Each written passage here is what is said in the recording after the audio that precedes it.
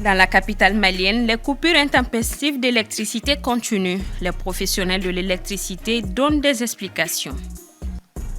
La foire de l'entrepreneuriat se poursuit à la place du cinquantenaire. Lors d'un panel, des experts se sont penchés sur la pérennisation des entreprises. Le stade malien entre en lice ce dimanche au compte de la Coupe CAF. Mohamed Kenovi sera là en fin d'édition pour la chronique sport. Nous sommes vendredi 24 novembre. Mesdames et messieurs, bonsoir. Bienvenue aux informations. Les coupures intempestives d'électricité rythment toujours le quotidien à Bamako. Si des mesures ont été annoncées par le département de tutelle pour y pallier, le changement n'est pas véritablement amorcé. Les professionnels de l'électricité du Mali nous expliquent pourquoi. La joie aura été de courte durée. Après les améliorations constatées dans certains quartiers mi-novembre, les coupures intempestives ont repris et elles durent souvent presque toute une journée. Selon Garaba Diallo, électromécanicien et secrétaire aux relations extérieures de l'Association des professionnels en électricité du Mali, la cause peut être due à deux facteurs. La première serait d'ordre technique avec des travaux de renforcement en cours, ce qui impacterait sur la qualité de la distribution actuelle en électricité étant donné qu'un réseau existe déjà. La seconde raison évoquée par l'électromécanicien est la création de nouvelles lignes pour pallier à l'ancien réseau. Celle-ci n'aurait pas atteint les résultats escomptés, ce qui a contraint à un retour vers l'ancien réseau avec les coupures inhérentes. Au-delà de ces raisons techniques avancées, la question qui revient le plus souvent est jusqu'à quand cette situation va perdurer.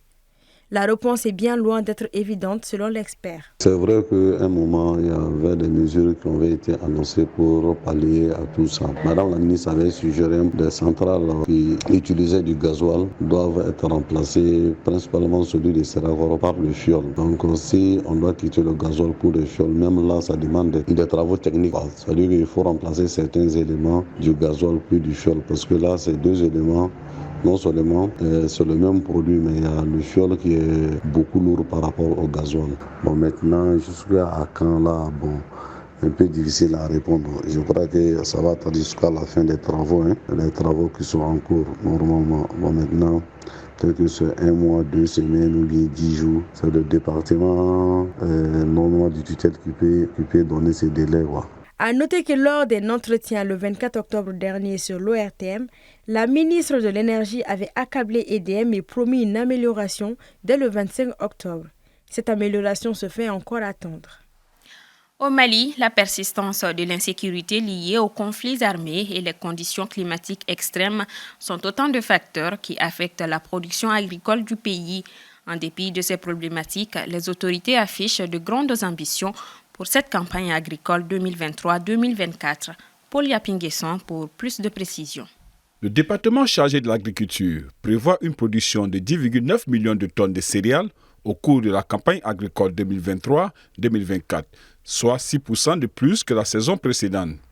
Sur les 10,9 millions de tonnes, le maïs devrait représenter environ 4,1 millions de tonnes, suivi du riz 3 millions de tonnes et du mil et du sorgho à 1,9 million de tonnes et 1,7 million de tonnes respectivement. La consommation nationale de céréales est estimée à 5,4 millions de tonnes, a précisé le ministère. Quant à la campagne d'engrenage 2023-2024, elle a été officiellement lancée par le président directeur général de la compagnie malienne pour le développement des tests CMDT, Dr Nango Dambélé, à Bougouni le mardi 22 novembre 2023. Les premiers constats me donnent entière satisfaction et c'est l'occasion de remercier à la fois la direction de la production agricole qui a mis cette production à notre disposition, ensuite le directeur industriel et tout son staff. Comme vous le voyez, nous sommes à un excellent début d'égrenage, pas de soucis majeurs. Tout est en règle pour le moment jusqu'ici. Et je crois que la cadence actuelle nous permet d'espérer que nous allons égrener ça dans les meilleurs délais. Avec les dégâts comme chaque année, on a perdu quelques superficies. Les contacts capsulaires qui se rapprochent de la réalité nous donnent à peu près une prévision de 690 000 tonnes. Et Inch'Allah, ces chiffres devraient évoluer et nous l'espérons de façon positive. À Bandiangara, des cultivateurs et responsables de la direction de l'agriculture alertent déjà sur le déficit agricole dû à la situation sécuritaire qui s'est aggravée. Et certains agriculteurs ont anticipé les récoltes à cause des criquets pèlerins et autres insectes granivores dans les champs.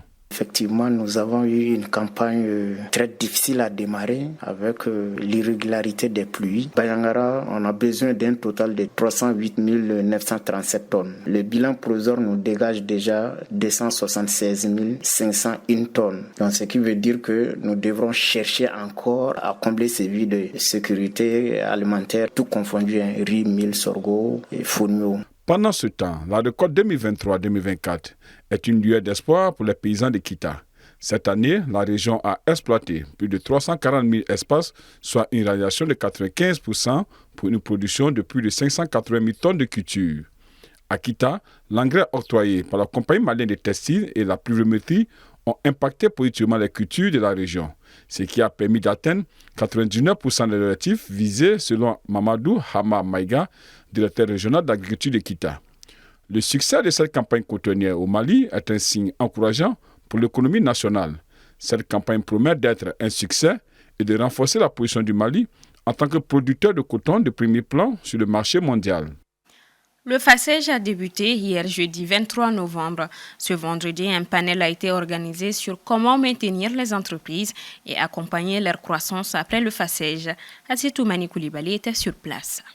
Au Mali, selon des données du département de l'emploi, 90% des PME en moyenne disparaissent 5 ans après leur création. Une problématique sur laquelle décideurs et entrepreneurs mènent la réflexion. Lors du FACEJ ce vendredi, un panel a été consacré à comment maintenir les entreprises et accompagner leur croissance. Ce panel a aussi été l'occasion de porter la question des ressources à mettre en place afin de favoriser la résilience des entreprises au Mali.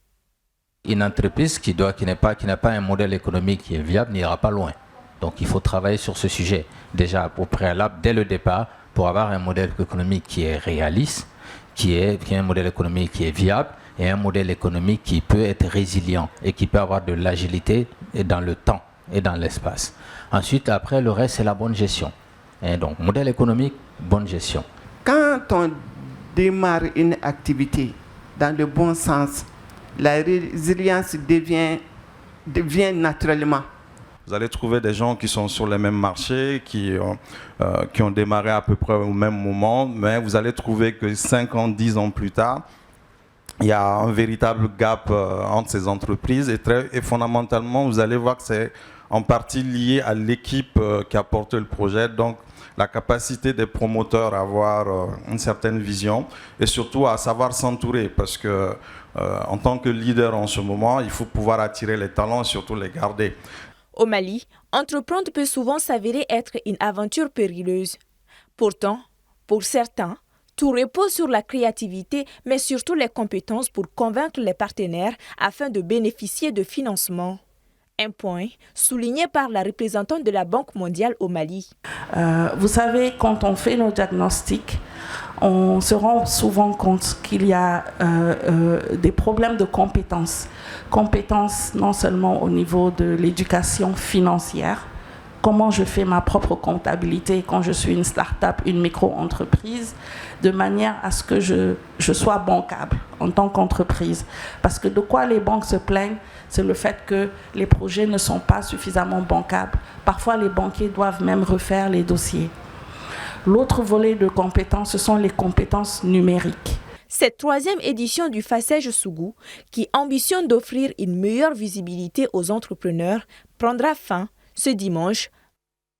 Parlons santé. Au mois d'octobre dernier, l'Organisation mondiale de la santé a donné son feu vert à un second vaccin contre le paludisme, le R21 Matrix M, qui permet d'immuniser les enfants contre cette pathologie.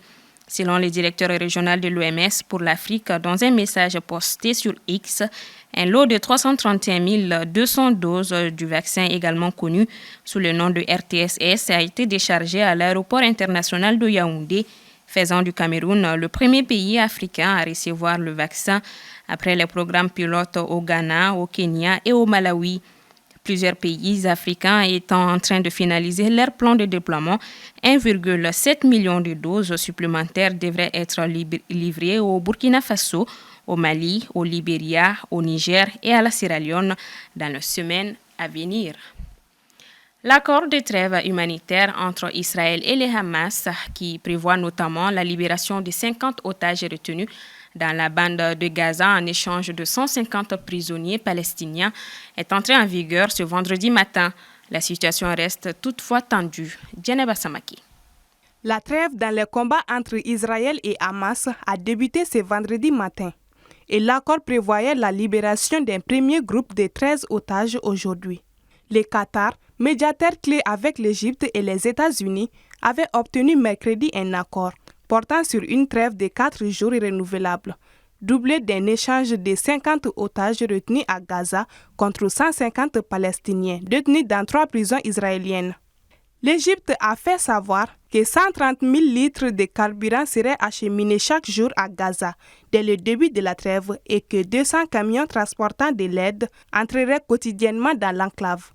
Le Royaume-Uni, à travers son ministre des Affaires étrangères, David Cameron, actuellement en déplacement dans la région, a annoncé dans un communiqué doubler son aide humanitaire pour Gaza avec l'annonce vendredi du déblocage de 30 millions de livres supplémentaires, soit 34,5 millions d'euros, et appelle à ce que l'accord conclu entre Israël et les Hamas soit respecté pleinement.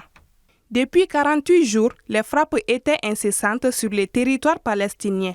Bombardements aériens, tirs d'artillerie, salves des chars postés à la frontière à l'est, frappent depuis les navires de guerre à l'ouest. Et elles se sont même intensifiées mercredi et jeudi, selon l'ONU. Avec cette trêve de 4 jours qui prévoit la libération d'otages israéliens en échange de prisonniers palestiniens, plus aucun tir ne résonnait vendredi matin à Cannes, Younes et à Rafah, dans le sud du petit territoire assiégé. Le 7 octobre, le Hamas au pouvoir à Gaza a mené une attaque, tuant 1200 personnes, en majorité des civils, selon les autorités israéliennes, et capturant environ 240 otages. Depuis, la vie des 2,4 millions de Gazaouis a basculé. Près de 15 000 personnes, principalement des femmes et des enfants, ont été tuées par les bombardements, selon le gouvernement du Hamas. Plus de la moitié des logements ont été endommagés ou détruits, selon l'ONU, et 1,7 million de personnes déplacées. Et vendredi, beaucoup n'ont qu'une hâte, retourner voir s'ils ont encore un toit.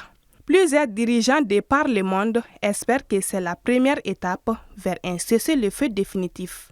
Et c'est l'heure de notre chronique sport avec Mohamed Kenouvi qui vient de me rejoindre sur le plateau. Bienvenue Mohamed. Merci Marie-Jo. On commence donc par le programme de la 5e journée de la Ligue 1 Orange. Oui, demain samedi sur le terrain de l'ASB, le Djoliba AC reçoit l'USFAS. Du côté du terrain du stade malien, ASCO a rendez-vous avec AFE. L'AS Real joue l'USC Kita sur le terrain du Djoliba AC. Duel de promu à suivre entre ATS de Koro et l'US Bougouba sur le terrain de l'AS Real.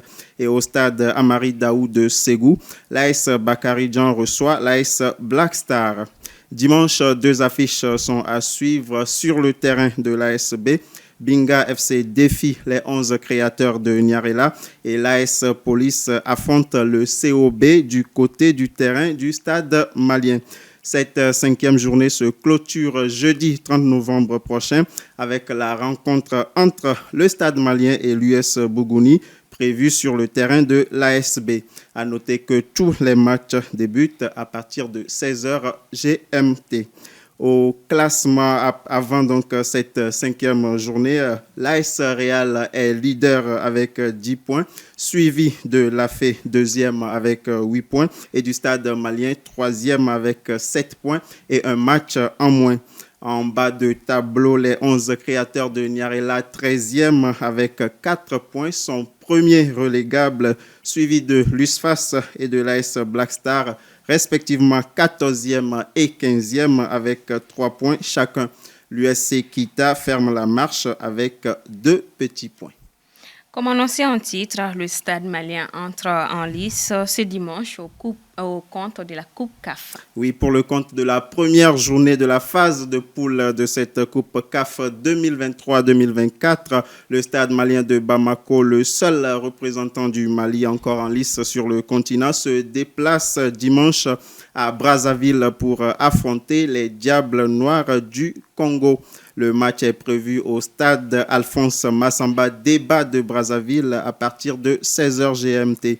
Le stade malien, invaincu en 3 matchs de championnat, veut débuter l'aventure continentale avec une victoire en terre congolaise. Mais attention au Diable Noir, actuellement 4e du championnat congolais après 2 journées, avec une victoire et un match nul qui sont également en confiance. La délégation du stade malien est arrivée ce vendredi matin à Brazzaville où l'équipe a effectué une première séance d'entraînement dans l'après-midi. Dans l'autre rencontre de ce groupe B, la Renaissance sportive Berkane du Maroc reçoit Sekoukoune United de l'Afrique du Sud, toujours dimanche, mais à partir de 19h GMT. Coupe du monde U17 2023, le dernier carré se dessine. Allemagne-Argentine, c'est donc l'affiche de la première demi-finale de cette Coupe du monde U17 Indonésie 2023. En quart de finale ce vendredi, l'Allemagne a pris le dessus 1-0 sur l'Espagne. L'unique but de la rencontre a été marqué sur penalty à la 64e minute de jeu par Paris Brunner.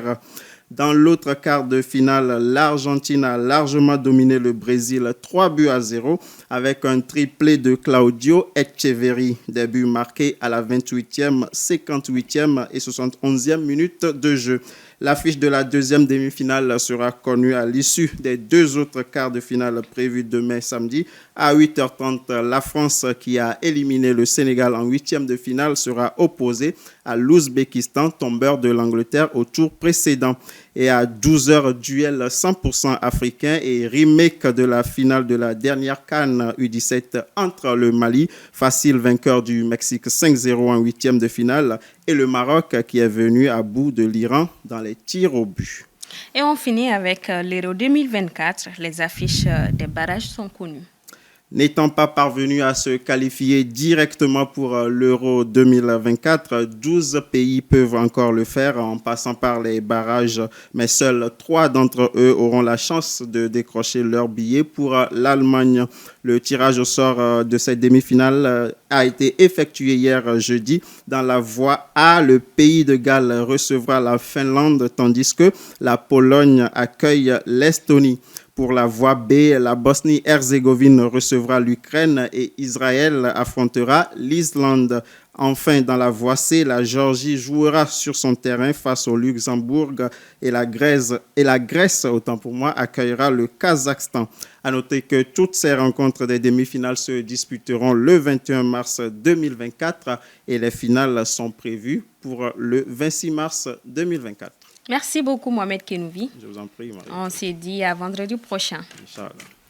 C'est ce qui referme ce 1945. Merci de votre constante fidélité. Bon week-end à toutes et à tous.